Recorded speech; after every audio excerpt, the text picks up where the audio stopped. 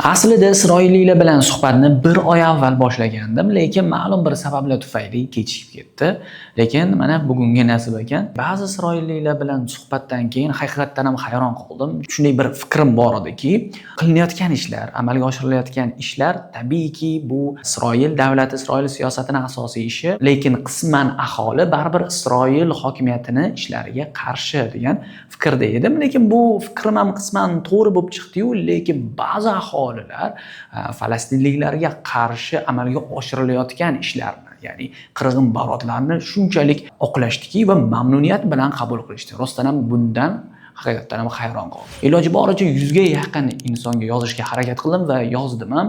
Tabiiyki siyosat haqida savol bo'lgandan keyin o'z navbatda Isroilliklar o'zini ichida qalbida baribir aybdorlik hissi bor deb o'ylayman. Ularda o'sha aybdorlik hissi bo'lganligi uchun savolimga tabiiyki javob berishgisi kelmadi. O'qib turib javob berishmadi, ya'ni faqat ulardan 10-15 ga yaqin Isroilliklar bilan to'laqonli gaplashishga, ularning fikrini bilishga imkon topa oldim. Hozirgi kunda Hello Talk, Tandem kabi programmalar chiqib ketgan. Ingliz tili o'rganish uchun bu yerga kirishadi. Dunyoning har yeridan kirishadi va bu yerda tabiiyki Isroilliklarni ham topishingiz mumkin. Bu reklama emas tabiiyki. Mabodo rostdan ham Isroilliklar bilan qiziqsanglar yoki qaysidir millat bilan qiziqib gaplashmoqchi bo'lsanglar, shu yerda juda ham ko'p millat vakillari bor, bemalol topa olasiz. Hello Talk programmasidan foydalanib juda ko'pchilik yozishga erishdim va 10-15 ga yaqini javob berdi va endi bo'lsa cho'zib o'tirmasdan ular aytgan gaplariga o'ta qolamiz. Alona Friedman degan ayol bilan suhbat bo'ldi. Hozirgi Isroil va Falastin o'rtasidagi mana shunday ziddiyatlarning asosiy sababi va uni fikri borasida so'ragan paytimda u aytdiki, menimcha falastinliklar hech qachon tinchlikni istamaydilar. Ularning asl niyati bizni o'ldirish, ya'ni Isroilliklarni o'ldirish. 7-oktyabr voqealari bunga yaqqol dalil bo'ladi. O'sha kuni falastinlik tinch aholi vakillari ham chegarani buzib o'tib, begunoh odamlarni o'ldirdi, zo'rladi odamlarni va hatto bolalarni tiriklayin yoqib yubordi. Buni falastinliklar amalga oshirdi. Bu g'ayriinsoniylik. Qanday qilib inson bu darajada shafqatsiz bo'lib o'z insoniyligini butunlay yo'qotishi mumkin dedi. Bu falastinlik, bu isroillik ayolning gapi. Va garovga olinganlarga qilgan misol uchun falastinliklarning muomalasini ham ko'rdik. Buni faqat Hamas qilmagan edi. Unda u yerda yashovchi oddiy odamlar ham ishtirok etgan. Ya'ni tinch aholi ham vahshiyona insonlar deb nazarda tutib aytayapti. Va ular bizdan shu qadar chuqur nafratlanadiki, ularga nima bermaylik baribir yetarli bo'lmaydi. Menimcha buni dunyoning turli joylaridagi mutaassib musulmonlar misolida ham ko'rish mumkin dedi bu isroillik ayol. Nafaqat Hamasni ayblash, butunlay barcha falastinliklar bizdan nafratlanadi va ular qonxo'r degan ma'noda gapirmoqda. Endi bilasiz, g'arb mediasi bo'yicha Hamas bu terroristik guruh sifatida shakllanib qolgan. Terroristik guruh desa juda ham mantiqsiz tuyuladi. G'arb dunyosi, g'arb mediasi bizni miyamizni qanchalik egallab olganiga bir dalil deb o'ylayman. Sababi Hamas bu tabiiyki Isroilga qarshi kurashayotgan, ya'ni ozodlik uchun kurashayotgan falastinlik aholi. Xuddi bizda bilsanglar qo'rboshida chiqqanda-yu, ruslarga qarshi erk uchun kurashgan va qo'rboshilar bilan bir narsa deb o'ylayman, ya'ni Hamas vakillarini ham. Hamas ham o'zini erki, falastinliklarning mustaqilligi uchun kurashmoqda, lekin g'arb mediasi va Isroil bularni terroristga aylantirib qo'ydi.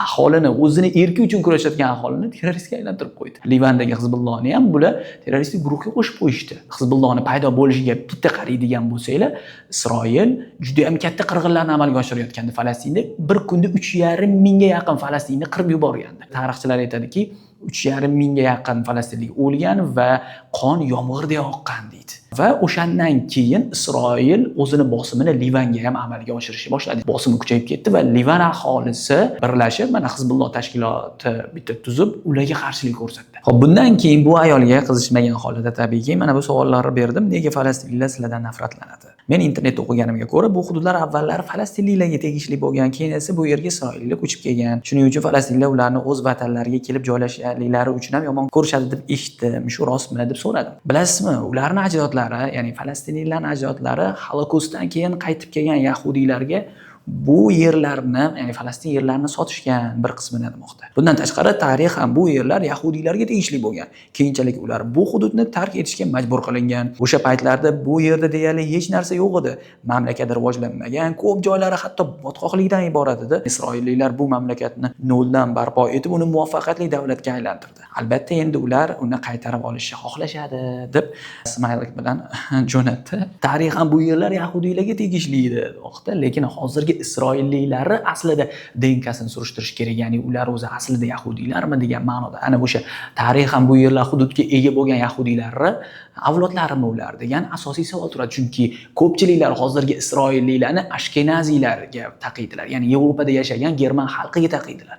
Ularni yahudiylar bilan, ya'ni o'sha avvalgi qadimgi yahudiylar bilan umuman aloqasi yo'qligi to'g'risida aytishadi va shu sababli ko'pchilik isroilliklar bironta DNK topshirishmaydi va e'lon qilishmagan qizig'i. Mayli, endi ular yahudiy deylik, lekin 2000 yil oldin yashagan hududlarga qanday qilib biz bu tarixiy hududimiz bizniki bo'lishi kerak deb kirib kelish mumkin? Mantiqan o'ylaylar. Xuddi biz Ukrainaga, endi bizning do'dalarimiz Ukrainada yashashgan-ku, xuddi hozir biz Ukrainaga borib, tarixan bu hududlar bizniki deb bostirib kirsak, tabiiyki to'g'ri qabul qilinadimi? Tabiiyki biz ham terroristga aylanamiz. Lekin bu tabiiyki Isroilga o'tmaydi. Ularning ajdodlari, ya'ni falastinliklar yahudiylarga yer sotgan degan gapi qanchalik to'g'ri? Bu iddao, bu juda ham keng tarqalgan iddao. Keling biroz mana shu haqida to'xtalib o'tamiz. 19-asrda butun yahudiylar har yerdan, Rossiyadan, boshqa hududlardan quvilishni boshladi bechoralar.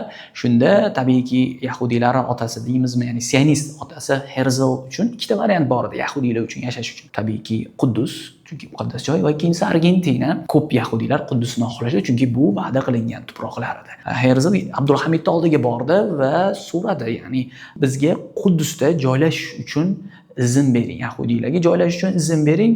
Buni evaziga mana ko'rib turibmiz, Usmoniylarni qarzi bor, biz uni yopib beramiz, qarzinglarni yopib beramiz dedi Abdulhamidga. Tabiiyki bilasizlar, musulmonlar doimo yahudiylarga yordam berib kelgan. Fotihni o'g'li hisoblangan ikkinchi Boyazid Ispaniyada zulm ko'rayotgan yahudiylarga yordam bergan. Ispaniya bilasiz 800 yil musulmonlarning qo'lida eng zo'r davrlarni kechirdi. Andalusiya bilasiz. Va undan keyin Ispaniyani o'sha mahalliy aholisi kuchayib, Izabel davri keldi. Izabel bilasiz, Ispaniyaning qirolichasi bo'lgan. Kirli Izabel deb nomlashardi. Nimaga unaqa kirli deb nomlashgan desanglar, yoshligida cho'qintirilgandan keyin umuman cho'milmagan. Chunki bu muqaddas suv mana badanimga tegdi, keyin oddiy suvlar badanimga tegishi mumkin emas. Mana shu muqaddas suvni o'zim bilan olib yuraman deb umuman cho'milmagan. Shuning uchun badbo'y hid kelib turgan bu qirolichadan, mana shu qirolicha ko'rib turibsizki, ashaddiy e'tiqodchi, ya'ni xristian bo'ladi, katolik xristiani ashaddiy va musulmonlardan o'ta nafratlanadigan bo'ladi.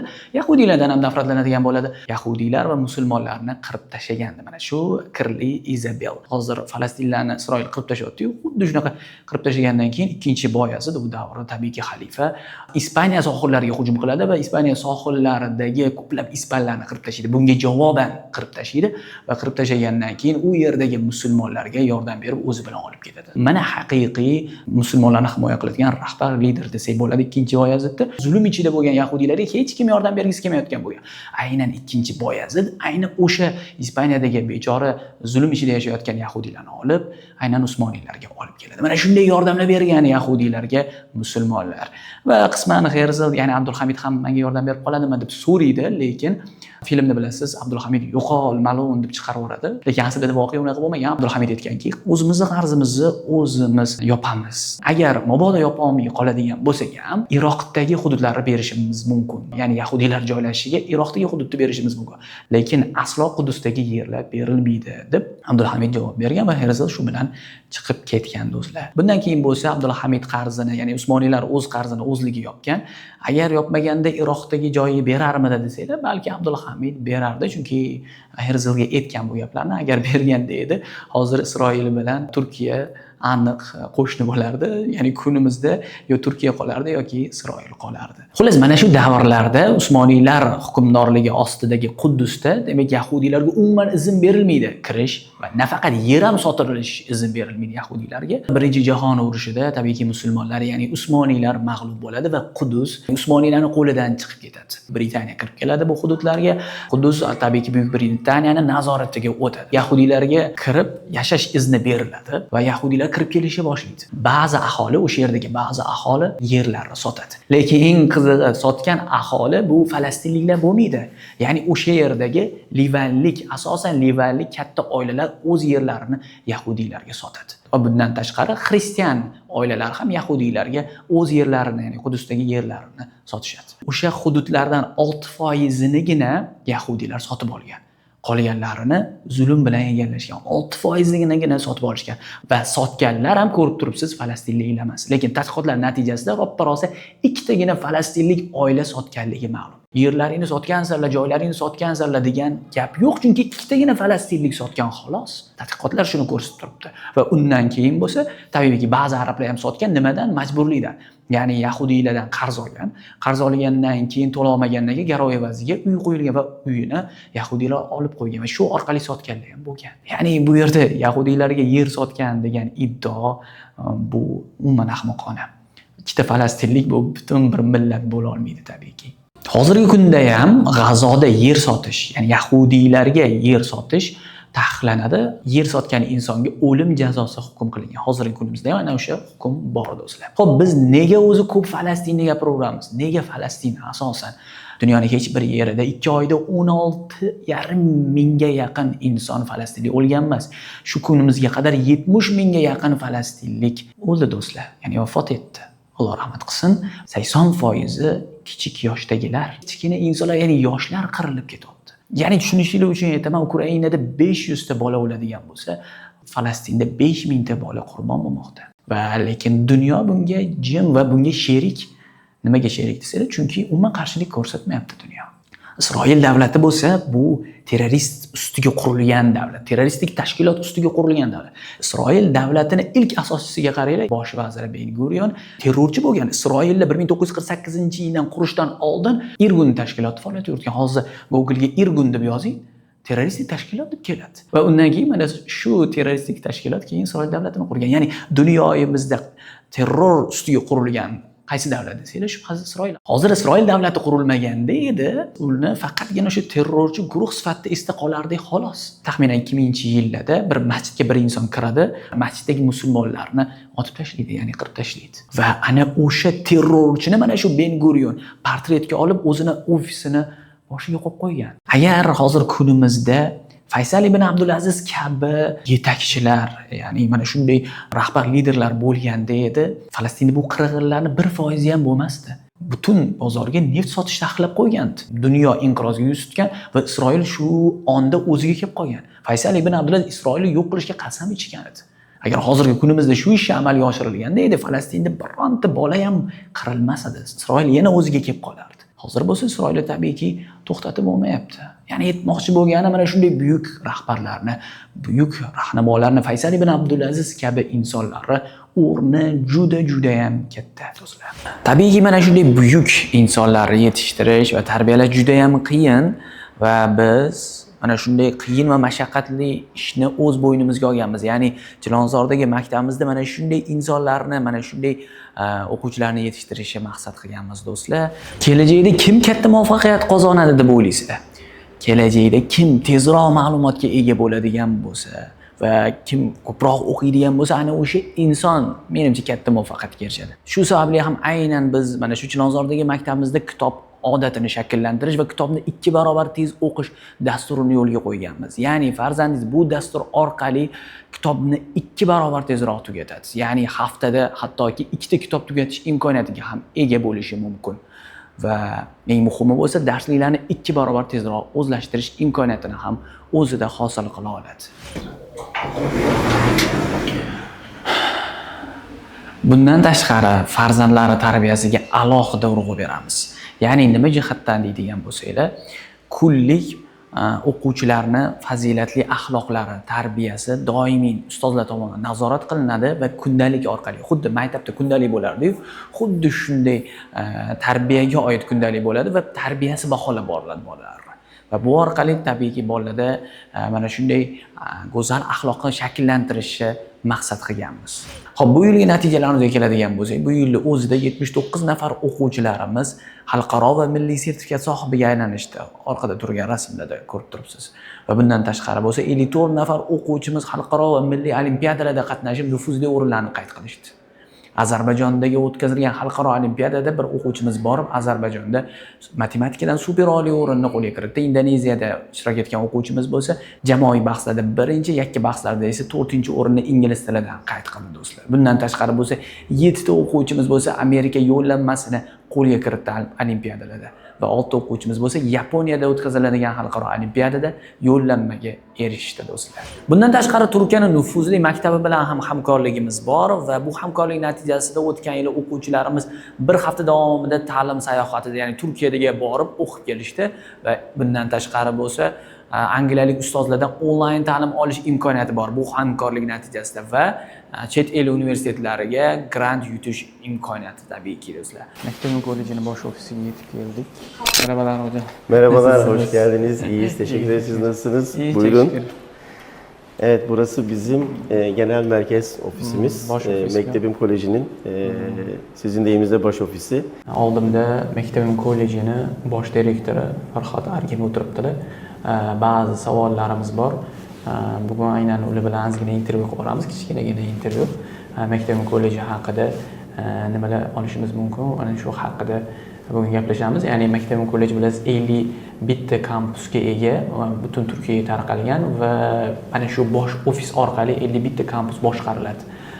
Va buni boshqarish qanday darajada bo'ladi, ana shu haqida bugün suhbat qilamiz. Alanlarında kapsamlı çözümler sunar. 6-18 yaş arası öğrencilerin, öğretmenlerin ve velilerin ihtiyaçları Robotik, kodlama ve yapay zeka temelli içerikleriyle öğrencileri teknolojiyi kullanan değil, üreten bireylere dönüştürür.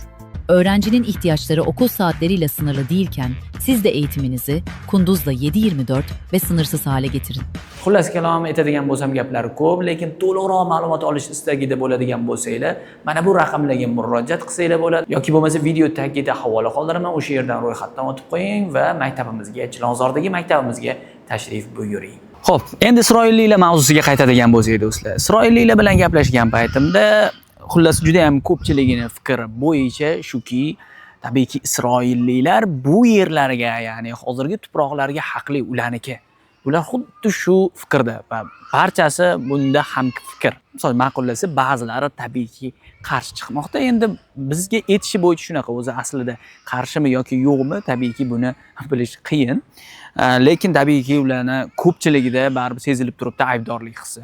Qanaqadir bir savol so'raganingizda o'shanga nisbatan, ya'ni falastinliklar bilan bog'liq savollar so'raydigan bo'lsangiz, qisman o'zida aybdorlik hissi sezilgandek bo'ldi. Taxminan bu meni fikrim. Va keyingi asosiy savolim shu bo'ldiki, tabiiyki bu Isroilliklardan Buyuk Isroil rejasi haqida so'radim. Asosiy muhim nuqtamiz shu Buyuk Isroil rejasi. Xo'p, endi Isroilliklar mavzusiga qaytadigan bo'lsak, umuman gaplashgan paytimda ko'p Isroilliklarning fikri shunaqaki, hozirgi Isroil hududida, Falastin hududida deymizmi, ana shu Quddus atrofidagi bu diyorlarga eng haqlisi o'zi Isroilliklar deb barchasi bunda Isroilliklarni, barchasi bunda ham fikr. Ya'ni bu hududdan o'zi iloji bo'lsa Falastinlarni chiqarib yuborishimiz kerak. Bu hududlar haqiqatan Isroilliklarniki. Sabab tarixda bizniki bo'lgan, bizning otalarimizga bo'lgan, o'shaning uchun biz haqlimiz degan fikrda, bular barchasi shunday fikr.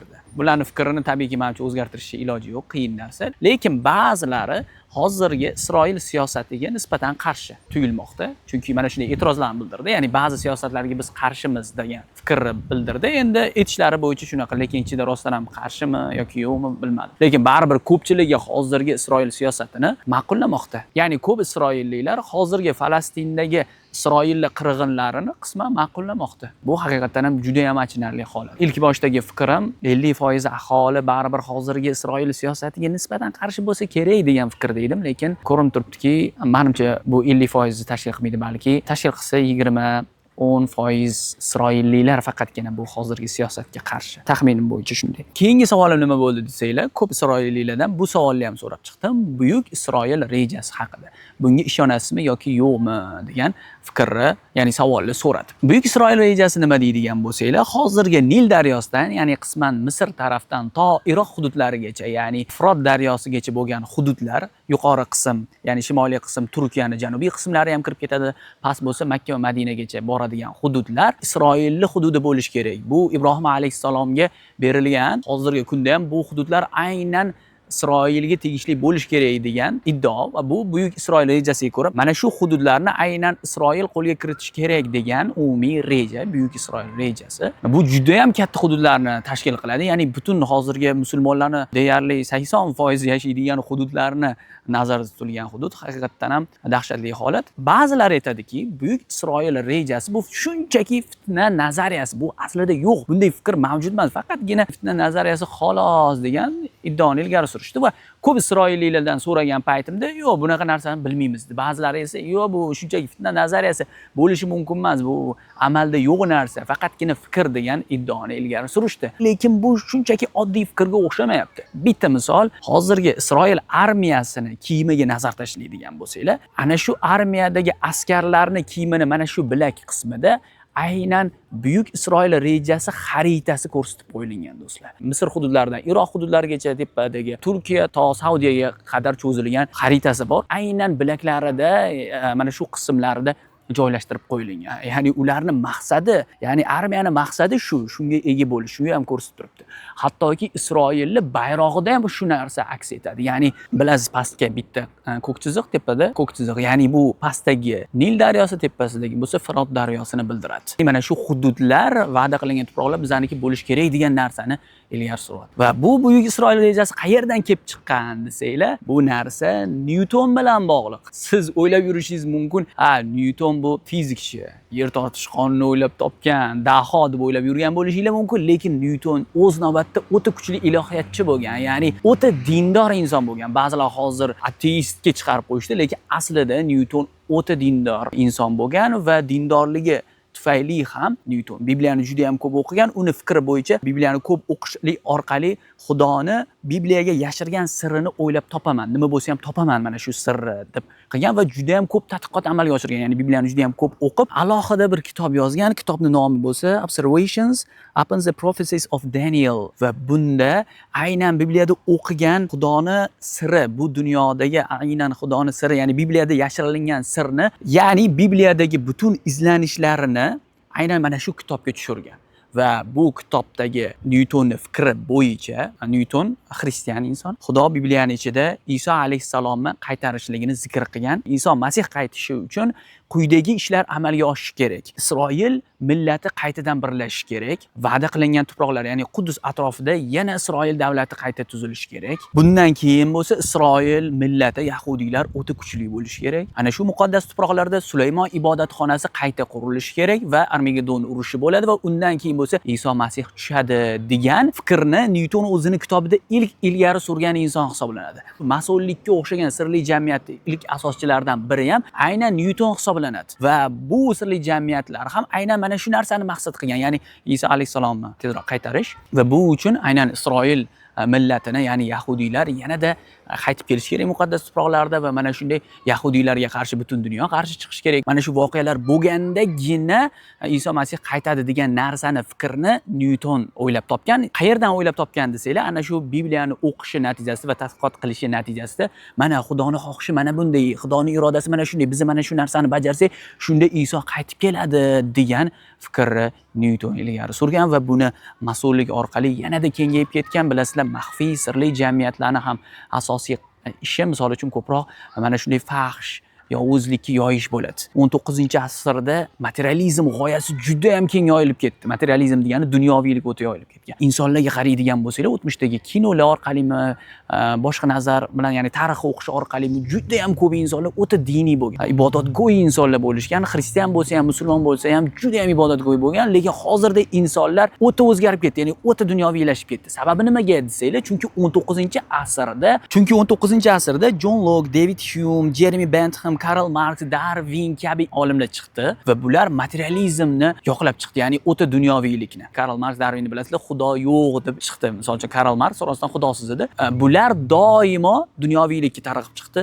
Moddiyat birinchi o'rinda, ruhiyat yo'q degan narsani ilgari surib chiqishdi va lekin bularni moliyalashtirgan kim desanglar do'stlar, Buyuk Britaniya, ya'ni o'sha sirli kuchlar. Chonsi aynan o'sha masonlar qisman mana shu John Locke kabilar dunyoviylikka juda ham keng yoydi. Insonlar moddiy moddiyatni juda ham ilgari surishni boshladi. Mana shu 19-asrdan to shu kunimizga qadar. Asli buni tagida yotgan narsa demak Nyutonning o'sha fikri edi. Dunyoviylikka juda keng yoyishimiz kerak, shundagina Iso qaytadi degan ilgari surish mana shu fikrning mahsuli hozirgi qisman g'arb dunyosi ham desak bo'ladi. Menimcha fikrimni tushuntirib bera oldim deb o'ylayman. Qiziq bir voqeani aytyapman. 1948-yil Isroil davlati tuzilgan paytda yarim soatdan keyin Amerika tan olgan Isroilni. Yarim soatdan keyin, yana yarim soatdan keyin bo'lsa SSR tan olgan. Ya'ni dunyoning ikkita eng buyuk kuchi Isroil davlati tuzilgandan keyin yarim soatdan keyin tan olib turibdi. Qiziq holat, to'g'rimi? Nimadir bor deysiz-da, bari orqasida nimadir bor deysiz. Ularga Isroil davlati tuzilishi manfaatdor ikkita buyuk davlat. Nima jihatdan desanglar, chunki Isroil davlati tuzilgandan keyin falastinliklar bilan tabiiyki urushadi va ikki buyuk davlat katta qurol-yarog' sotadi. Lekin yarim soatdan keyin, bir kundan keyin tan olsa ham bo'ladi, lekin yarim soatdan keyin Isroil davlatini tan olishi haqiqatdan ham insonga har xil fikrlar, ya'ni har xil fitna nazariyalarini keltirib chiqaradi. Buni xohlaysizmi yoki yo'qmi? Yana ba'zi isroilliklar bilan gaplashganimda tabiiyki ular O'zbekiston haqida unchalik bilishmaydi va O'zbekistonni tanitish uchun turklar bilan, ya'ni turkiyaliklar aynan Markaziy Osiyodan ketgan. Ular bilan ajdodlarimiz bir deb tanishtirganimdan keyin hattoki ba'zi isroilliklar undan keyin umuman javob yozishmadi. Bundan ham bilinib turibdiki, turkiyaliklar, ya'ni turk millatidan ham juda ham qo'rqishadi. Shu sababli ham hattoki aloqani uzganlar va savolimga umuman javob yozmaganlar, bundan keyin javob yozmaganlar bo'ldi. Tabiiy qabul qilish kerak deb o'ylayman. Ko'p isroilliklardan ham Buyuk Isroil rejasi haqida so'raganimda ularning umumiy xulosasi bu narsa umuman yo'q dedi. Ba'zilar bo'lsa fitna nazariyasi dedi. Hech kim buni tan olgani yo'q do'stlar. Lekin hozirda yaqinda bir intervyuni ko'rib qoldim. Professor Jiang bergan intervyusida aytdiki, mana shu davrimizda Buyuk Isroil rejasi katta ehtimol bilan amalga oshadi degan fikrni ilgari surdi professor Jiang va bu hattoki Makka va Madinani ham qamrab oladi degan fikrni ilgari surdi. Ya'ni bu bizlar uchun qisman baribir ogohlantirish signal bo'lish kerak ham deb o'ylayman. To'g'ri, bu fikrga qo'shilasizmi yoki yo'qmi? Bu professor siyosatshunos fikri shunday bo'lib turibdi. Bilasizki, baribir qiyomatga yaqin Madinani xarob bo'lishligi to'g'risidagi rivoyatlar, bashoratlar bor. Bu ma'lumotlarni Ibn Hajarda, Navaviyda, hattoki Buxoriylarda ham, ya'ni ishonchli manbalarda ham topa olasiz. Shu sababli mana shunday holatlar ham yuz berishi balki qiyomatda bir belgilaridan bo'lishi ham mumkin. Xulosa qiladigan bo'lsam mavzuga, aynan isroilliklar hozirgi yerlarida o'zlarini tabiiyki haqli hisoblamoqdalar. Bu ba'zi isroilliklar bo'lsa, albatta hozirgi Falastinga qilinayotgan zulmlarga tabiiyki qarshi, ya'ni Isroil siyosatidan nisbatan hozir qarshi. Buyuk Isroil rejasi haqida esa barchasi tabiiyki bilmaganlikka olmoqda va ba'zilari bo'lsa tabiiyki bu narsa haqida umuman fikrga ega emas. Bugungi videodan umumiy xulosalar shunday. Umumiy holatda sizlar bilan yana bir bora Isroilni, ya'ni bugungi dunyoyimizni asosiy markazidagi bir davlat haqida, bir millat haqida gaplashdik do'stlar. Siyosiy va tarixiy videolarni mana shunday fikrlashinglarni kengaytirish uchun, davomiy mana shunga o'xshash videolar chiqishi uchun ham bizga obuna bo'lib qo'yishni unutmang. 200 mingga ozgina qoldik. Qo'llab-quvvatlab borasizlar degan umiddamiz.